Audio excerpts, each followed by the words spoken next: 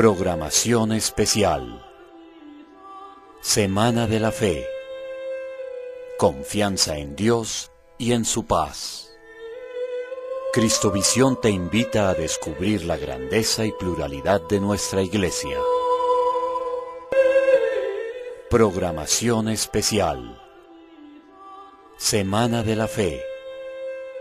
Confianza en Dios y en su paz.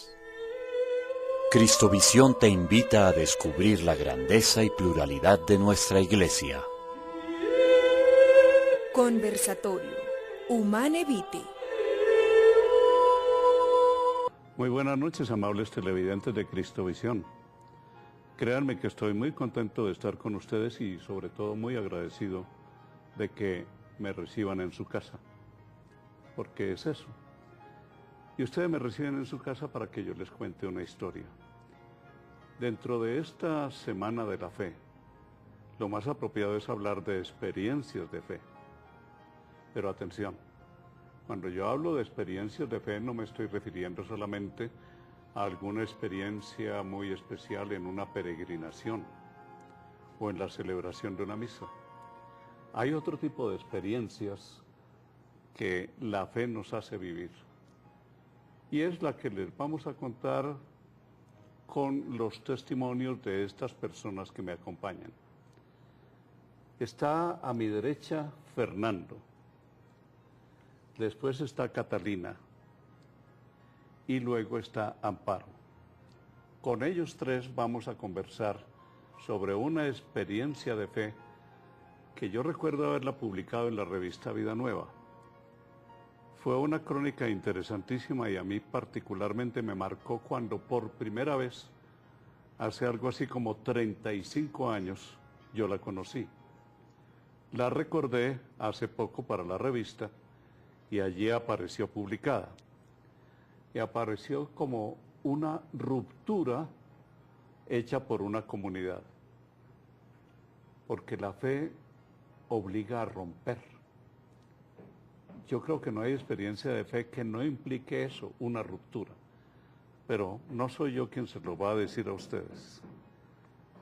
Vamos a conversar con Fernando. ¿Cómo fue eso, Fernando? Tengo entendido que tú eres economista. Sí, Javier Darío. Muy buenas noches y a todos. Pues. Gracias. ¿Y qué pasó? Mira, yo estaba, antes de haberme graduado, estaba en la Universidad de Antioquia, en Medellín. Y allí unos amigos que comulgaban conmigo en la misma fe nuestra, me invitaron a que una compañera de uno de ellos en la Universidad Bolivariana, era Catalina, estaba invitándolos y estaban tal vez haciendo ya unas que llamaban tertulias bíblicas, ¿no?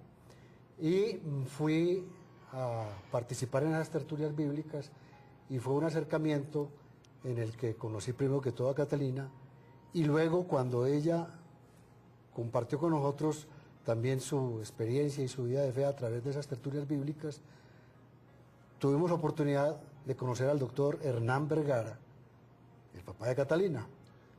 Esa fue la iniciación, todavía siendo estudiantes.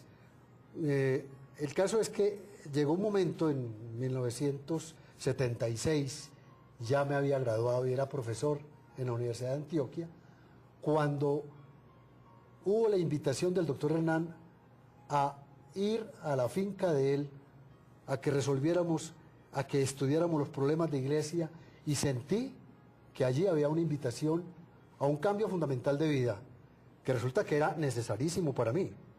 Yo veía que la vida tendría sentido si yo daba ese paso, pero resulta que coincidía que era necesario para la iglesia en ese momento, por lo menos para la iglesia de Colombia, que era la que yo conocía un poco. Pero y no me fui a Biota fue con una ellos. invitación solamente a una reunión.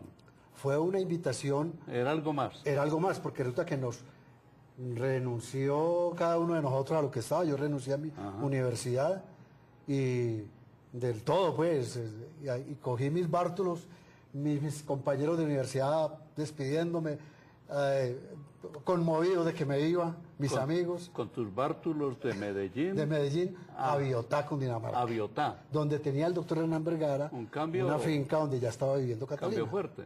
Un cambio fuerte.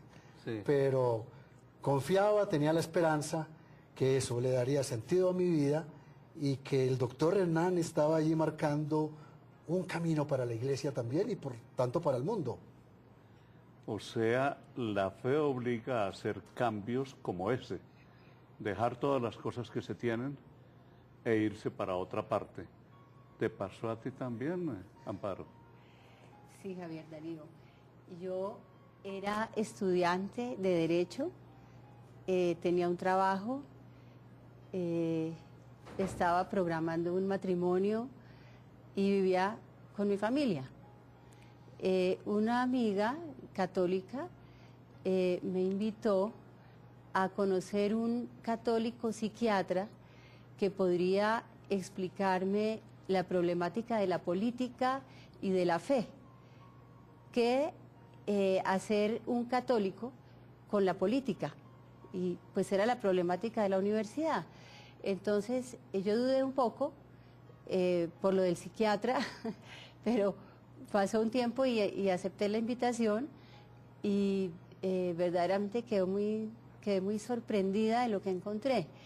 Encontré también una tertulia bíblica como Fernando, pero en la casa del doctor Vergara y de su esposa doña María, una familia distinta a todas, una casa abierta y un grupo en la tertulia de unas personas muy diversas.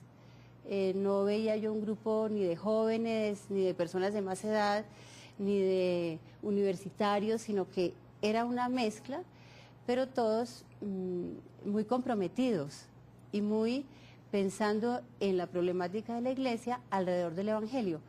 Y bueno, sí, con el tiempo nos propusimos, fue ya una propuesta conjunta con el doctor Vergara, en ese tiempo con un sacerdote sulpiciano, el padre Arturo Cardona, tener una vida comprometida de tiempo completo. Que significaba 3 rupturas. Sí. Con tu profesión, Sí. con tu familia, Sí. y con tu novio. Y con el trabajo, sí, que en ese momento tenía. Entonces, sí, así fue y lo hice, también me sentí llamada y lo hice con mucha alegría y también con momentos de dolor. Sí. Insistimos entonces en el primer aspecto, la fe que obliga a hacer rupturas. Es decir, no es una fe adorno, sino una fe que influye en la vida y la cambia Que completamente. se toma la vida totalmente. De eso nos puede hablar Catalina. Catalina, hija de Hernán Vergara, el hombre que motivó a estas personas y a otras, porque fueron ¿cuántas familias? Fueron 6. Fuimos 8. Pues, 8 personas vinculadas, mis 2 padres, mi papá y mi mamá. Sí. Elisa Mújica, una periodista y escritora, y pero bien escritora notable. santanderiana, Sí. quien había estado muy cerca de las ideas comunistas y estando en España alrededor de Santa Teresa de Jesús, de su obra, se convirtió a la Iglesia Católica y papá fue aquí en Colombia la persona que le alimentó dicha conversión. Entonces, cuando ella conoció que íbamos a hacer esa vida de 24 horas en tal compromiso en la comunidad, pensó que era su oportunidad en una semejanza con Santa Teresa de Jesús. Hay una cosa que me llama la atención, la diferencia de profesiones. Tú economista, lo tuyo era Derecho. derecho. Filosofía. He estudiado. Elisa, Periodista. escritora y periodista. ¿Qué otras profesiones El hay? padre Guillermo Lopera, hermano de Fernando, Sacerdote. sacerdote. Luisa Victoria era bacterióloga y dejaba también su bacteriología. Y todos con sus familias organizadas y de repente armar bártulos. Sí. Me llama mucho la atención y noten eso. cómo estas familias, por un compromiso de fe, cambian toda la comodidad que tenían, todas las seguridades que tenían y se lanzan a una cierta inseguridad. Sí, señor. Yo vivía en la finca, hacía 3 años, después de terminar filosofía, no encontrando una perspectiva en la enseñanza de la filosofía por el mismo momento, digamos, del pensamiento que para un estudiante como yo encontraba muy caótico, ¿no? Y encontré en papá, quien había iniciado un contacto con el pensamiento bíblico, un pensamiento que me llevaba a algo organizado, congruente y eficaz para ser plasmado en una vida. ¿Esa finca que ustedes tenían era como para recibir a 6 familias? Bueno, es una finca muy sencilla, porque mi papá quiso siempre que fuera un lugar de diálogo con los campesinos. Ajá. Él nunca se acercó al campo como un lugar de turismo. No era un veranedero. No, que distanciara, que pusiera una barrera con los campesinos, sino al contrario, era un lugar de diálogo con los campesinos. Fernando, ¿qué encontraste tú cuando llegaste allá? Físicamente, ¿qué había en esa finca? Físicamente la finca es un lugar quieto.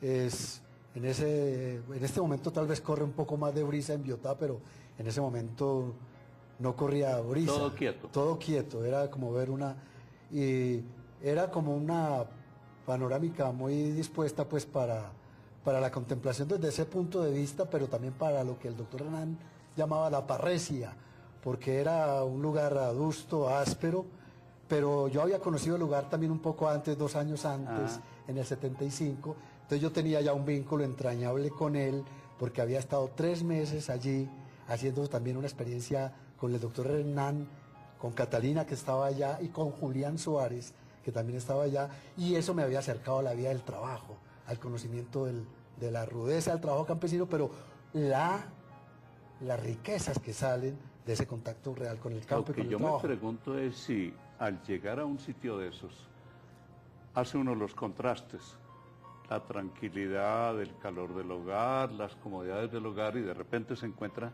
frente a ese clima y a esa situación austera, áspera. ¿No te pasó por la cabeza en algún momento, yo por qué me metí en esto? No, esa idea se me vino años después, cuando ¿sí? estaba cargando un racimo de plátano en los llanos, en la finca de los llanos. Ajá. Es así. Dije yo, ¿a qué horas estoy yo en esta? Se me metió esa... Pero estábamos con Catalina recogiendo una cosecha de plátano, y claro, las jornadas eran pesadas para nosotros, y bueno, gozábamos mucho también en el tiempo de cosecha, pero en ese momento cuando llegamos a Biotá, bueno, nosotros teníamos un plan inicial que era la convicción de que dábamos un paso en favor de la iglesia católica, porque el doctor nos decía, los pobres son muy importantes, pero en este momento la pobre es la iglesia. Entonces nos vamos a dedicar a la iglesia, nosotros vamos a entregar nuestra vida y nuestro tiempo. Entonces dedicábamos mucho tiempo a la lectura, al diálogo entre nosotros, y posteriormente, unos meses después, no muchos, al trabajo. Había un cultivo de fruta, de mango, que Catalina estaba muy pues al frente de él.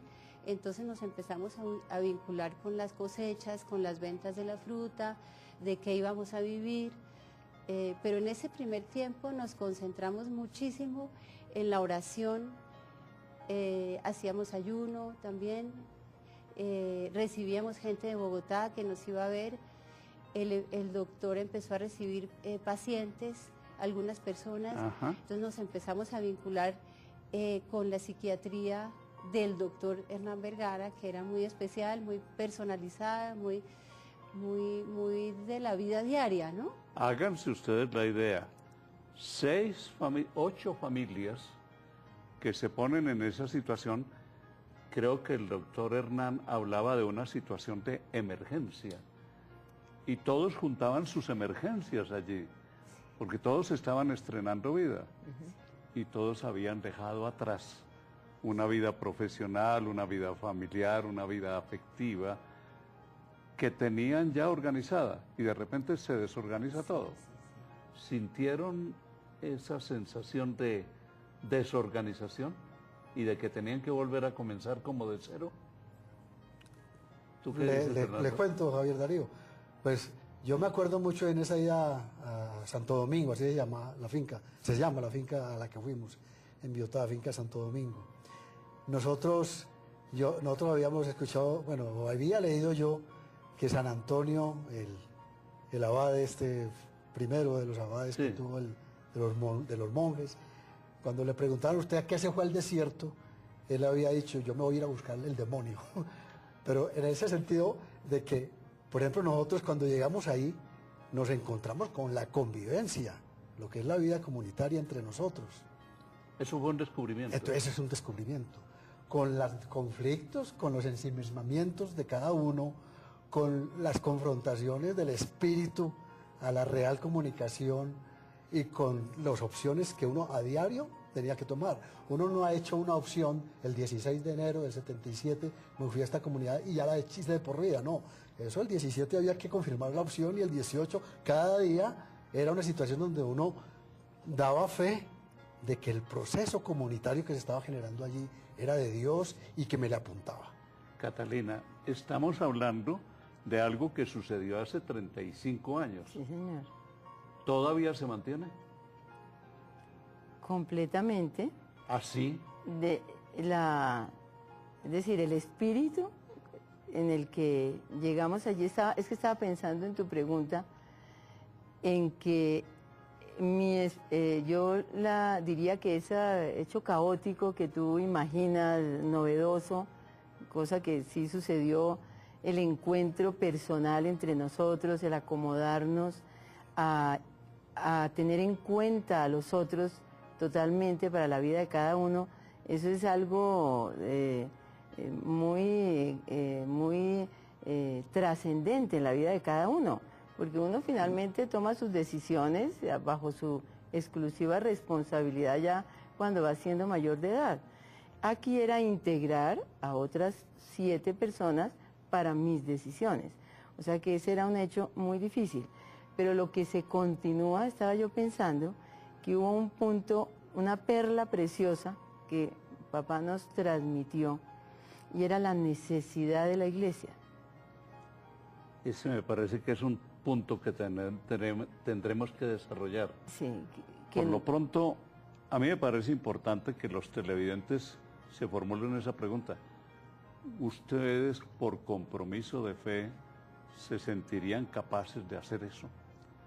Dejar la comodidad de su casita, dejar la tranquilidad de la profesión ya ejercida y del dinero que están recibiendo, y luego como lanzarse al vacío, a tener una vida distinta, a convivir con gente distinta, a ejercer la profesión de modo distinto, porque entre otras cosas, ¿de qué vivían? ¿Cómo se sostenían? ¿Cómo era ese asunto? No, en ese momento éramos acogidos por el doctor y por doña María. ¿En la finca? En la finca. Santo Domingo. Sí. Y fue un tiempo después que especialmente doña María, la madre Catalina. María Carulla. María Carulla, sí, fundadora del trabajo social y una persona muy concreta, nos llevó al cuestionamiento de nuestra supervivencia, ya como comunidad. Entonces nos pareció muy bien y claro, nos pareció obvio y lo que teníamos a mano era la finca. Nos empezamos a contactar con el campo, los que no habíamos tenido contacto tan directo, y empezamos a preocuparnos por mejorar el cultivo y por vender las cosechas, y nosotros mismos vendíamos la fruta, y poco a poco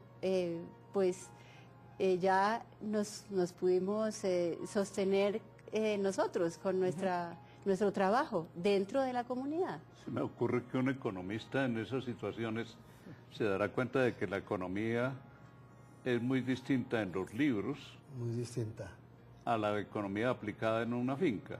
Sí. En tu caso, ¿cómo fue eso? No, lo que pasa es que lo que distinto es en cuanto a que los libros no dan la vida que Ajá. da el contacto con el trabajo y con los campesinos. Y la experiencia de la comunión o del compartir que había hecho el doctor Hernán y doña María, de haber puesto sus bienes en ese momento de esa finca para que nosotros la usáramos para nuestra necesidad, que era la misma necesidad de la iglesia, pensábamos y pensamos. Entonces, es más esa experiencia del compartir. O sea, lo que desarrollamos después fue una visión económica en donde el trabajo debe producir riquezas y es un trabajo eficaz. Y para que esa riqueza no sea origen de guerra, la comunidad cristiana que trabaja debe siempre salvar el diálogo de cómo vamos a trabajar, qué suministros vamos a colocar en el trabajo, qué hacemos con la plusvalía que llamaban, ¿no? ¿Qué hacemos con la riqueza que genera el trabajo? Desde que haya diálogo entre las partes que intervienen en el trabajo, vamos a hacer un trabajo para la paz. Esto es, como diría San Pablo del matrimonio, esto solamente es un misterio, pero en la iglesia, esto es una posibilidad, pero en iglesia. Que los cristianos practiquemos modos de producción en los que inventemos nuevamente una economía en la que el producto del trabajo es un elemento del diálogo de la comunidad y solo en unanimidad, en acuerdo, preservando siempre el cuidado del otro, nunca romper el diálogo con el otro. Ese es el modo de economía nuevo que nos dará una alternativa completamente, yo creo que El doctor A Hernán la guerra. tenía un pensamiento que a mí me llamaba mucho la atención, y es ese de rechazar ese tipo de comunidades contemplativas y demás que no hacen nada, no producen nada. ¿Cómo era el pensamiento en ese sentido, Catalina? Sí, para él el trabajo, visto desde el espíritu eclesial y desde el espíritu cristiano, es una oportunidad de comunión hacia el cuidado del enfermo, hacia el cuidado del débil, hacia el cuidado del niño, que la comunidad resultó siendo una acogedora de los niños. Entonces, esa tarea se constituye el trabajo en una oportunidad de comunión. Parece que existía allí una regla muy clara, y es que el que no trabaja, no come. Y así de radical. Seguiremos hablando de esto dentro de unos segundos, después de esta interrupción.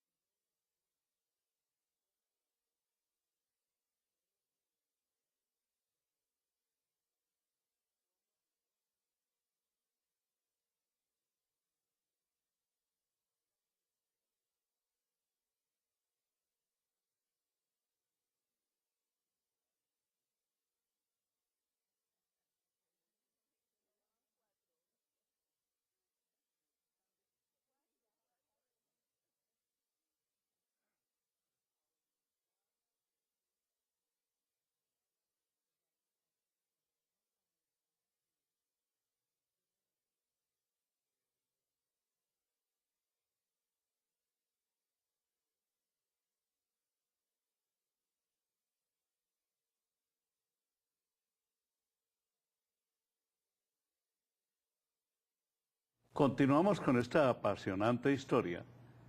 Ustedes debieron notar lo mismo que yo noté. Y es que ellos tres hablan de que entraron en esta clase de vida para bien de la iglesia. No están pensando en la salvación de sus almas o de resolver algún conflicto personal o cosa por el estilo. No. Ellos hablan de hacerle un bien a la iglesia. ¿Por qué, Catalina? Sí, ese pensamiento positivo a favor de la iglesia nos lo transmitió papá. Él venía de una fidelidad en el pensamiento sobre la anticoncepción, sobre la posición de la iglesia sobre la anticoncepción.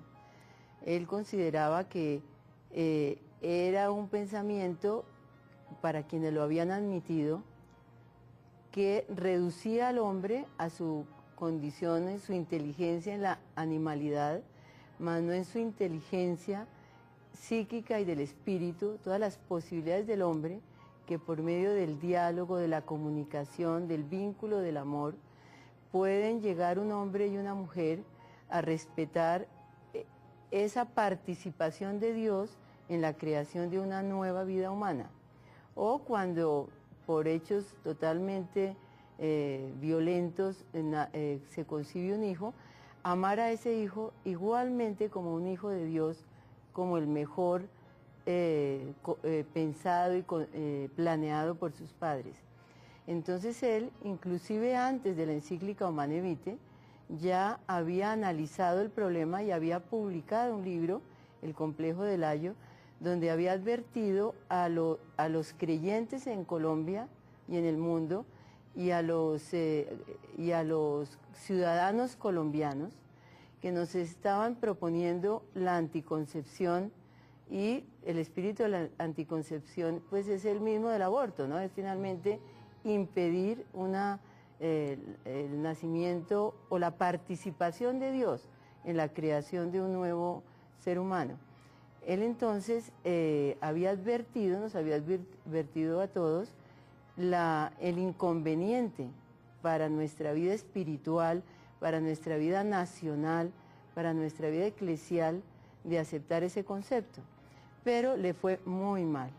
La advertencia que él le quiso dar a los pastores de la Iglesia Católica en Colombia no fue recibida no fue entendida. Algunos obispos se le manifestaron muy agradecidos de que él hubiera defendido el honor de la Iglesia por sus posiciones, pero realmente no hubo una acción beligerante de la Iglesia advirtiendo a los creyentes este asunto. Tampoco le fue bien en lo político. Él llevó este tema a las elecciones de Rojas Pinilla del año de 1970, que fue el único candidato que asumió la fidelidad a Pablo VI en esta política, y pues hubo el robo de las elecciones y quedó frustrada esa posibilidad de pensar el país desde esa consideración que Rojas Pinilla hacía. Entonces, cuando llegamos en 1977, papá llevaba en el corazón una necesidad absoluta de conservar el espíritu de la Iglesia de Cristo, que él veía muy amenazado y que se preguntaba y se respondía: salirse de la Iglesia, como lo hizo Lutero, o lo hicieron otros cristianos, por una crítica interna de la Iglesia, o ver que la Iglesia no salía a un escenario, que ella tenía la oportunidad, él dijo: no, yo no me salgo de la Iglesia, ya tenemos el ejemplo. Ahí tocas un punto que me parece importante y que ya debe estar rondando por la cabeza de algunos de nuestros televidentes. ¿Cómo era la relación de esta comunidad con los obispos? Tuvo como semilla de una iglesia. Nacimos a los ojos complacientes y alegres de Monseñor Jesús María Coronado, obispo de Girardot. ¿Y por qué Girardot? Porque Biotá pertenece a la diócesis de Girardot. Entonces quisimos, antes de iniciar nuestra vida, presentarla como una un hecho eclesial y bajo la mirada amorosa de nuestro obispo. ¿Y hubo otros obispos que de alguna manera tuvieran relación con esta comunidad? Pues Monseñor, el actual obispo de Granada Meta, porque nosotros estamos allí también en un lugar rural, Monseñor José Figueroa conoce nuestra vida de la comunidad, Monseñor Libardo Ramírez conoce nuestra vida de la comunidad. En este momento la comunidad está en distintas partes, ya no solo en Biotá, como hace 35 años. Sí. ¿En qué partes está? Bueno, lo llamamos las obras de la comunidad Humanevite. Estamos en 4 lugares campesinos, en la finca de Santo Domingo en Biotá, que fue nuestro nacimiento, en la finca del Ariari, al lado del río Ariari, en el departamento del Meta. Estamos en Machetá, es de la diócesis de Zipaquirá, pertenece, y estamos en Santander del Sur, en Suaita. En Bogotá tenemos un centro de documentación, pues que lleva el nombre de mi papá. Tenemos una casa de paso, que la llamamos Casa Pablo VI. Estamos en la Clínica Santo Tomás. Mi papá abandonó la clínica para irse a vivir en este lugar plenamente y su tiempo completo para la comunidad. Él nos dedicó sus últimos 23 años a formarnos, a transmitir sus conocimientos. Él se fue allá, pero la historia y Dios, el Espíritu, permitió que él volviera con la comunidad a la clínica, que eso ha sido algo excelente, porque el pensamiento de salud mental que él concibió, que él nos transmitió, que él en sus pacientes practicó, hoy en día es para nosotros una columna vertebral en toda nuestra vida y para quienes nos acompañan. Tengo todavía otras curiosidades que sé que serán las de muchos televidentes, pero antes los invito a ver algunas imágenes. Nosotros seguiremos hablando aquí y ustedes estarán viendo las imágenes de lo que fue la experiencia de Biotá. ¿Esto qué viene a ser, Catalina? Este es Machetá. Ah, esto es Machetá. Sí, señor. Estamos en Machetá porque video no tenemos de Biotá, tenemos de Machetá y del Llano. Ajá. Este recoge, que son los 2 otros lugares campesinos a los cuales la comunidad nos vinculamos con papá. Yo me pregunto, cuando una gente decide vivir en comunidad, desde luego debe tener algunas reglas de convivencia. Que si dormimos a tal hora, que si trabajamos a tal hora. Y esas normas, ¿quién las dictaba? ¿Cómo era la elaboración de esas normas? Bueno, desde el principio nos propusimos que haríamos todo por unanimidad. Ajá. Desde los detalles más pequeños de la vida hasta las cosas más trascendentes. Entonces fue uno de los motivos por los que dialogábamos tanto. Tenemos un modo de diálogo que lo aprendimos con el padre Arturo Cardona en la tertulia bíblica, que llamamos ronda. Entonces hablamos en círculo, en orden, hasta que nos pongamos de acuerdo. A veces, si el problema era grande, pues la ronda podía durar varios días. Y si la cosa es pequeña, pues era muy rápido. ¿Y así salían Entonces, las normas? Sí, nos íbamos poniendo de acuerdo, nos encontrábamos temprano para la oración, después el desayuno y después la lectura o el diálogo, según al principio, como te decía hace un rato, hubo mucho diálogo, mucha necesidad de ponernos de acuerdo y eso nos llevó mucho tiempo. ¿Y qué pasaba cuando alguien la embarraba? No, la comunicación, prioritariamente siempre confiábamos que si yo voy solo a hablar con el que me pisó el callo, de pronto no voy a tener el éxito que si en ronda con mis otros compañeros de comunidad les digo, hablemos con fulano que mire, o hablen conmigo por favor porque le pisé el callo a fulano, la embarré. Ajá. Y entonces en ronda cada uno le hace la lectura, indudablemente siempre poniéndole a uno el espíritu por delante de redención y de cuidado y de caridad, ¿no? En las comunidades religiosas existe una metodología para la corrección fraterna e incluso hay una cosa que observan algunos monjes, que es la proclamación ante la comunidad de las faltas que uno ha cometido. ¿Ustedes tuvieron algo de eso? Ah, sí, completamente. ¿Ah, sí? Nuestra intimidad en ámbito de la comunidad, Sí. de ninguna manera ir a hablar de lo nuestro con extraños o en condiciones que no fueran de comunidad. Pero estando en ámbito de comunidad, ha sido siempre la total transparencia de los unos con los otros y buscar esa mirada de los otros hacia uno que permite no una culpabilidad dañina, sino una revisión de las circunstancias, de la persona, del querer de Dios. Y en ese sentido contamos siempre que el Espíritu Santo nos acompaña y el Espíritu de Cristo, ¿no? Eso sí es fundamental en cada ronda, que estamos contando con su presencia.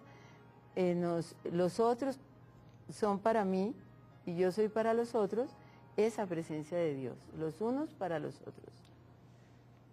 Tengo entendido que tu padre tenía ciertas prevenciones frente a dos conceptos. Primero el de laico y luego el de familia. ¿Por qué la prevención de él contra la palabra laico? Sí. Para él laico es un concepto derivado para el pueblo de Dios, ¿no? Para cuando laico se refiere a quienes no son consagrados, de la vida consagrada. Sí. La Iglesia hasta hoy tiene esa gran división. Para él era inadecuado, porque considera que ese concepto nace a partir de que la Iglesia se rompe como comunidad, como cuerpo eclesial de sus pastores y sus fieles, como una unidad de corporativa, una unidad de eclesía, una unidad de pueblo de Dios, una unidad de los creyentes. Cuando se rompe, al unirse, al acercarse al poder público y haberse dividido quienes se entendían con el poder público, y quedó el pueblo de los creyentes confundido con el pueblo gobernado, y ese pueblo no sacral, como fue un gobierno sacral, entonces el pueblo era lo no sacral. Desde allí eran los laicos, es lo contrario a sacral. Él no hablaba de laicos, entonces hablaba de... De fieles. De fieles. De fieles de la Iglesia. Laico, fieles. Correcto.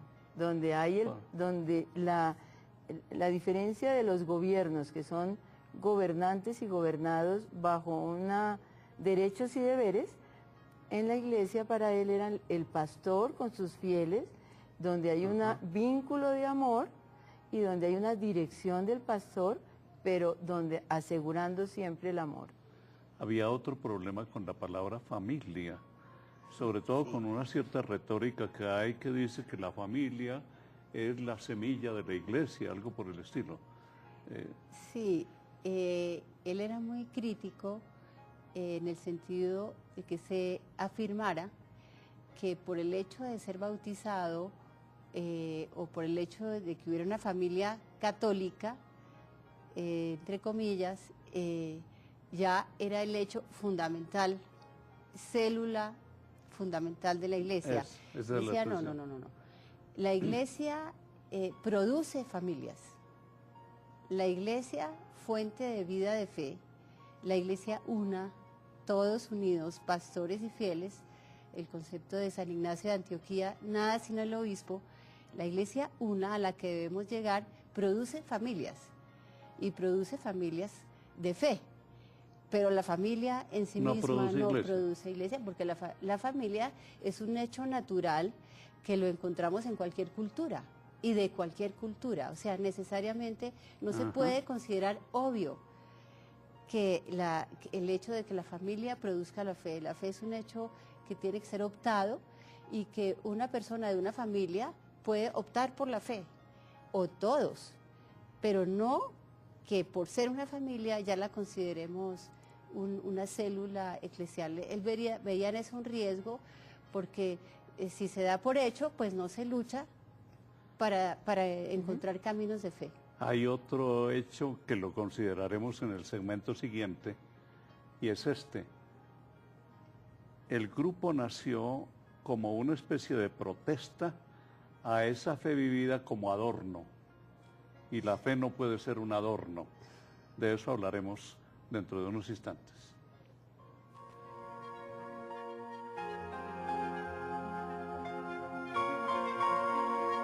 ¿Ustedes serían capaces de entrar en una comunidad de estas?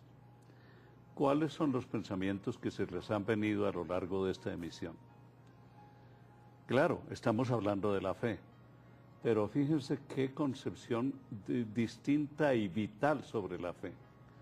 Es la fe que le cambia a uno la vida. Y a esta gente se le cambió la vida hace 35 años y siguen en las mismas, ¿no? Sí, señor, muy contentos. Lo que a mí me impresiona es una de las expresiones de tu padre. Y es que cuando la fe no es verdadera y viva, la fe se vuelve tóxica, o sea que envenena. ¿Cómo así? Sí, es cuando el cristianismo, porque estamos hablando de una fe en el mensaje de Jesús y en su vida. Entonces, cuando la tomamos a medias, se vuelve una ambivalencia que nos puede destruir en la vida, ¿no? Porque nos impide, nos llena de culpa, nos impide la eficacia en nuestras acciones, nos confunde. Entonces, es fundamental para nosotros acoger la fe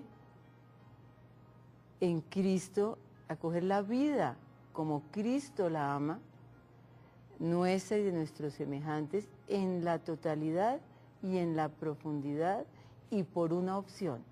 Fernando, Sí. ¿cómo se te ocurre que podríamos explicarle a los televidentes qué es una fe a medias? Una fe a medias, digamos, es una fe que es lo que, no sé si usaste esa expresión ya de adorno, pero es una superestructura que sirve como ideología para de todas maneras yo hacer en mi familia lo que es mi autonomía, en mi empresa o como trabajador, como empleado, lo que es lo que se me ocurre.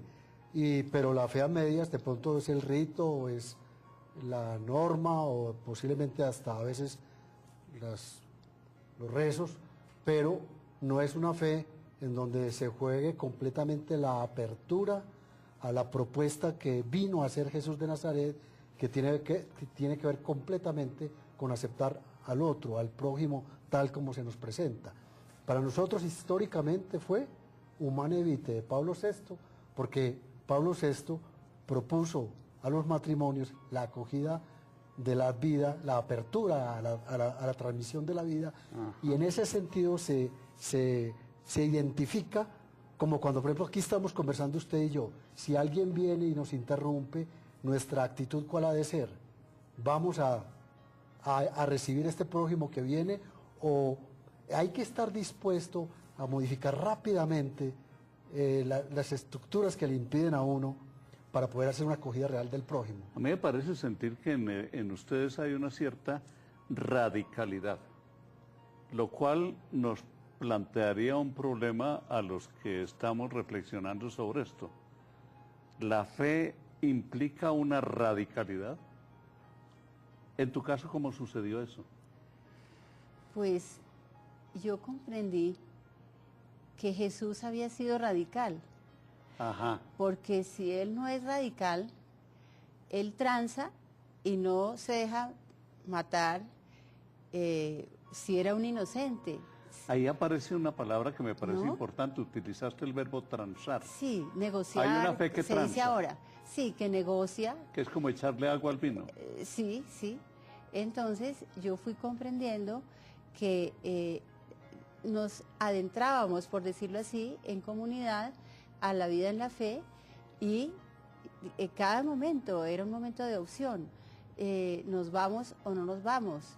Empezamos a trabajar en el campo o no empezamos a trabajar en el campo. Empezamos a asumir la enfermedad mental y los enfermos mentales o no los vamos a asumir. Y la congruencia nos llevaba a aceptar algunas situaciones que no las habíamos pensado, pero se nos fueron abriendo los caminos, en una congruencia que sí se puede tomar como una radicalidad. Y también porque si nos quedábamos a medias, pues no solamente eso nos perjudicaba a nosotros, sino que el testimonio también quedaba hacia afuera. Es decir, uno puede producir también un escándalo si no está viviendo la fe en su plenitud. El nombre de Humane Vitae, que tiene su comunidad, hace alusión, pienso yo, a ese conflicto que provocó Humane Vitae.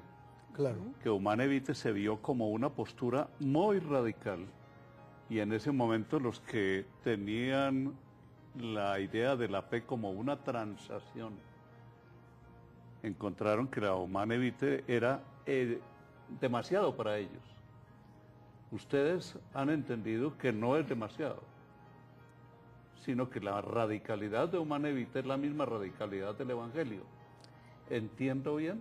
Bueno, para decirte bien lo que nosotros pensamos, y es completamente compartible con cualquier oyente, es la radicalidad de la parábola de quien encuentra una perla y vende todo lo que tiene para comprar esa perla. O sea que es una radicalidad que lo hace a uno feliz, primero, porque uno hace algo que quiere. Entonces, la Humane Vitae, o sea, el mensaje que Pablo VI, en medio de un mundo que por su tecnología desde 1930, la Iglesia Anglicana ya había aceptado la anticoncepción y vino todo el progreso pues, del siglo XX, la anticoncepción era algo absolutamente como lo más necesario, como la tecnología que le permitía al hombre resolver muchas cosas. Pablo VI, en medio de esa presión cultural, científica, de opinión, alza la mano y dice, ojo, no, la anticoncepción va a hacernos daño. Debemos pensar el asunto de la superpoblación contando con el Espíritu. ¿Ese Espíritu quién es? Ese es el Espíritu de Cristo. Ese es un otro que la vida de la comunidad nos hace confirmar día a día y percibir. Nosotros apostamos que el Espíritu es creador, generó un hijo, concibió la Virgen un hijo por el Espíritu, que vino la resurrección, el Espíritu actúa, sino que los hombres cada día nos hace como perder esa realidad que el Espíritu actúa.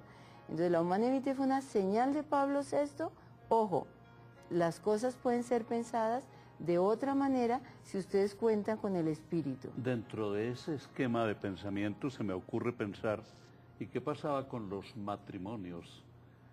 Me pareció leer en alguna parte de lo que decía el doctor Hernán, que se trataba de matrimonios de convertidos.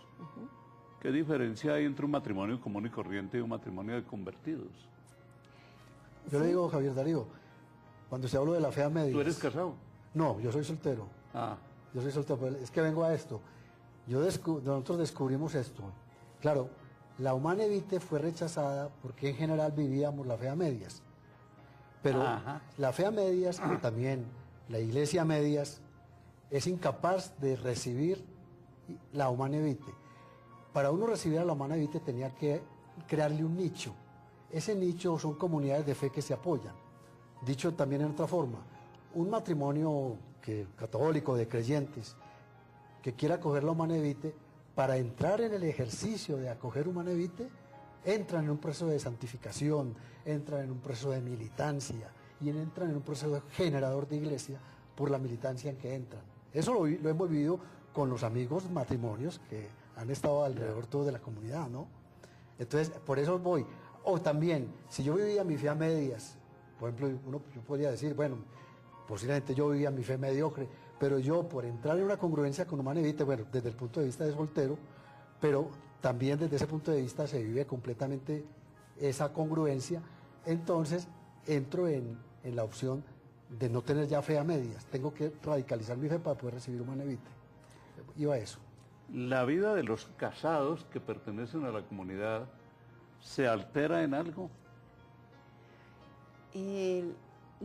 Los matrimonios que están cerca de nosotros y que han optado por Humana Vitae son matrimonios muy felices, diría yo, espiritualmente, y sus dramas, que son muchos, pues se alivian porque son compartidos con nosotros, ¿no? Se cambia en el sentido de que están viviendo distinto a como vive la vigencia o la civilización, ¿no? Pero hay un fundamento espiritual muy grande que los va fortaleciendo como matrimonio en el diálogo entre ellos, en el diálogo con sus hijos y para enfrentar la vida, ¿no? O sea que la comunidad se convierte en una ayuda para las parejas y sobre todo para esa crisis permanente que hay en las parejas. Porque yo no creo que pueda haber una pareja que diga, no tenemos crisis. No, al contrario. Y allí hay una ayuda. Al contrario, al contrario, las crisis, las dificultades, los obstáculos son participados con nosotros y eso es un alivio para ellos y una riqueza para nosotros. ¿En qué está ahora la comunidad Humana Vitae? Bueno. ¿Qué hace? ¿Cuánta gente tienen? Sí, no nos gusta contarnos. Ajá. Por aquello. ¿No tienen contabilistas? No, no nos gusta contarnos por aquello de David que contó, ¿no? Dejamos que el Espíritu en sus obras se refleje. Bueno, la comunidad está viviendo un momento presente, estamos en los 4 lugares campesinos. Nosotros no hicimos nada, no hicimos unos estatutos con una presentación jurídica. Entonces, a los 8 años de estar viviendo juntos, tuvimos que hacer un instrumento para nuestra economía comunitaria. Ajá. Y fue la Fundación San Cipriano. ¿Qué pasó? La fundación nos constituyó en patrones. Ajá. Y resulta que caímos en cuenta que a eso papá no nos había invitado, ya habiendo él faltado, no estando entre nosotros. Entonces estamos en un proceso muy interesante de desmontar esa condición de patrones, ajá, establecer relaciones asociativas, tanto con los campesinos en el campo, lo buscamos en la clínica, que sea una posibilidad, para establecer relaciones fraternales en el trabajo, por lo que estamos tan vinculados al trabajo. Bueno, es una de las cosas en las que está la comunidad Humana Vitae. Estoy seguro de que ustedes, los televidentes, han recogido el mensaje que esta comunidad nos da. La fe es un asunto demasiado serio para dejarla convertida en simples devociones. La fe es algo que transforma la vida, que la cambia y que nos precipita sobre la cabeza una cantidad de problemas. Pero de eso se trata. Créanme que les agradezco mucho. Yo he aprendido mucho oyéndolos, pero estoy seguro de que los televidentes en este momento están haciendo una recopilación de las verdades que aquí se han dicho y sobre todo de la experiencia que ustedes están viviendo.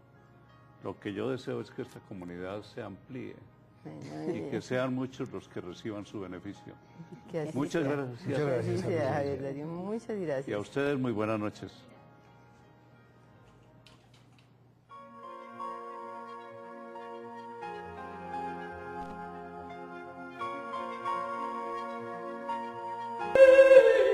Programación especial. Semana de la Fe. Confianza en Dios y en su paz. Cristovisión te invita a descubrir la grandeza y pluralidad de nuestra Iglesia. Conversatorio.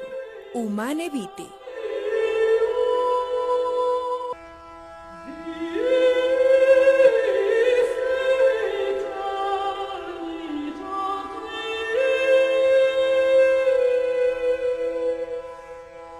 Había una invitación a un cambio fundamental de vida, que resulta que era necesarísimo para mí. Yo veía que la vida tendría sentido si yo daba ese paso, pero resulta que coincidía que era necesario para la Iglesia en ese momento, por lo menos para la Iglesia de Colombia, que era la que yo conocía un poco. Y Pero me fui a Biotá no con fue una ellos. invitación solamente a una reunión, Fue una invitación, era algo más. era algo más, porque resulta que nos renunció cada uno de nosotros a lo que estaba. Yo renuncié a mi universidad y del todo, pues, y cogí mis bártulos, mis compañeros de universidad despidiéndome, conmovido de que me iba, mis amigos Con tus bártulos de Medellín. de Medellín a Biotá, Cundinamarca, A Biotá. donde tenía el doctor Hernán Vergara Un cambio- una finca donde ya estaba viviendo Un Catalina. cambio fuerte. Un cambio fuerte. Sí. Pero confiaba, tenía la esperanza que eso le daría sentido a mi vida y que el doctor Hernán estaba allí marcando un camino para la Iglesia también y por tanto para el mundo. O sea, la fe obliga a hacer cambios como ese, dejar todas las cosas que se tienen e irse para otra parte. ¿Te pasó a ti también, Amparo? Sí, Javier Darío. Yo era estudiante de Derecho, tenía un trabajo, estaba programando un matrimonio y vivía con mi familia. Una amiga católica me invitó a conocer un católico psiquiatra que podría explicarme la problemática de la política y de la fe. ¿Qué hacer un católico con la política? Y pues era la problemática de la universidad. Entonces yo dudé un poco por lo del psiquiatra, pero pasó un tiempo y acepté. Programación especial. Semana de la Fe. Confianza en Dios y en su paz. Cristovisión te invita a descubrir la grandeza y pluralidad de nuestra Iglesia. Programación especial. Semana de la Fe. Confianza en Dios y en su paz. Cristovisión te invita a descubrir la grandeza y pluralidad de nuestra Iglesia. Conversatorio. Humane Vitae. Muy buenas noches, amables televidentes de Cristovisión. Créanme que estoy muy contento de estar con ustedes y sobre todo muy agradecido de que me reciban en su casa, porque es eso. Y ustedes me reciben en su casa para que yo les cuente una historia. Dentro de esta Semana de la Fe, lo más apropiado es hablar de experiencias de fe. Pero atención, cuando yo hablo de experiencias de fe no me estoy refiriendo solamente a alguna experiencia muy especial en una peregrinación o en la celebración de una misa. Hay otro tipo de experiencias que la fe nos hace vivir. Y es la que les vamos a contar con los testimonios de estas personas que me acompañan. Está a mi derecha Fernando, después está Catalina y luego está Amparo. Con ellos tres vamos a conversar sobre una experiencia de fe que yo recuerdo haberla publicado en la revista Vida Nueva. Fue una crónica interesantísima y a mí particularmente me marcó cuando por primera vez, hace algo así como 35 años, yo la conocí. La invitación y verdaderamente quedé muy sorprendida de lo que encontré. Encontré también una tertulia bíblica como Fernando, pero en la casa del doctor Vergara y de su esposa, doña María, una familia distinta a todas, una casa abierta y un grupo en la tertulia de unas personas muy diversas. No veía yo un grupo ni de jóvenes, ni de personas de más edad, ni de universitarios, sino que era una mezcla, pero todos muy comprometidos y muy pensando en la problemática de la iglesia alrededor del Evangelio. Y bueno, sí, con el tiempo nos propusimos, fue ya una propuesta conjunta con el doctor Vergara, en ese tiempo con un sacerdote sulpiciano, el padre Arturo Cardona, tener una vida comprometida de tiempo completo. Que significaba 3 rupturas. Sí. Con tu profesión, Sí. con tu familia, Sí. y con tu novio. Y con el trabajo, sí, que en ese momento tenía. Entonces, sí, así fue y lo hice, también me sentí llamada y lo hice con mucha alegría y también con momentos de dolor. Sí. Insistimos entonces en el primer aspecto, la fe que obliga a hacer rupturas. Es decir, no es una fe adorno, sino una fe que influye en la vida y la cambia Que completamente. se toma la vida totalmente. De eso nos puede hablar Catalina.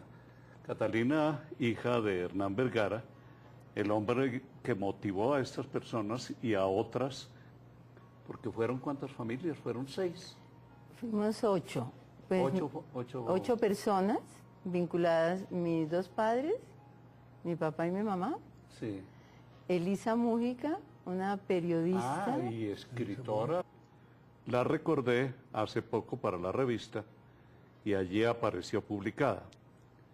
Y apareció como una ruptura hecha por una comunidad. Porque la fe obliga a romper. Yo creo que no hay experiencia de fe que no implique eso, una ruptura. Pero no soy yo quien se lo va a decir a ustedes. Vamos a conversar con Fernando. ¿Cómo fue eso, Fernando? Tengo entendido que tú eres economista. Sí, Javier Darío. Muy buenas noches y a todos. Pues.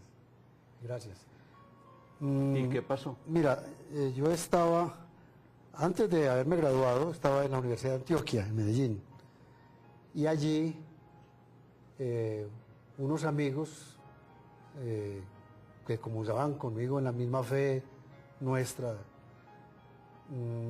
me invitaron a que una compañera de uno de ellos en la Universidad Bolivariana, era Catalina, estaba invitándolos y estaban tal vez haciendo ya unas que llamaban tertulias bíblicas, ¿no? Y fui a participar en esas tertulias bíblicas y fue un acercamiento en el que conocí primero que todo a Catalina y luego cuando ella compartió con nosotros también su experiencia y su vida de fe a través de esas tertulias bíblicas, tuvimos oportunidad de conocer al doctor Hernán Vergara, el papá de Catalina. Esa fue la iniciación, todavía siendo estudiantes. El caso es que llegó un momento en 1976, ya me había graduado y era profesor en la Universidad de Antioquia, cuando hubo la invitación del doctor Hernán a ir a la finca de él, a que resolviéramos, a que estudiáramos los problemas de iglesia y sentí que allí había... Y pero bien escritora notable. santanderiana, Sí. quien había estado muy cerca de las ideas comunistas y estando en España alrededor de Santa Teresa de Jesús, de su obra, se convirtió a la Iglesia Católica y papá fue aquí en Colombia la persona que le alimentó dicha conversión. Entonces cuando ella conoció que íbamos a hacer esa vida de 24 horas en tal compromiso en la comunidad, pensó que era su oportunidad en una semejanza con Santa Teresa de Jesús. Hay una cosa que me llama la atención, la diferencia de profesiones. Tú economista, lo tuyo era Derecho. derecho. Filosofía. He Filosofía. estudiado. Elisa, Periodista. escritora y periodista. ¿Qué otras profesiones El hay? padre Guillermo Lopera, hermano de Fernando, Sacerdote. sacerdote. Luisa Victoria era bacterióloga y dejaba también su bacteriología. Y todos con sus familias organizadas y de repente armar bártulos. Sí. Me llama mucho la atención y noten eso. Cómo estas familias, por un compromiso de fe, cambian toda la comodidad que tenían, todas las seguridades que tenían y se lanzan a una cierta inseguridad. Sí, señor. Yo vivía en la finca, hacía 3 años, después de terminar filosofía, no encontrando una perspectiva en la enseñanza de la filosofía por el mismo momento, digamos, del pensamiento que para un estudiante como yo encontraba muy caótico, ¿no? Y encontré en papá, quien había iniciado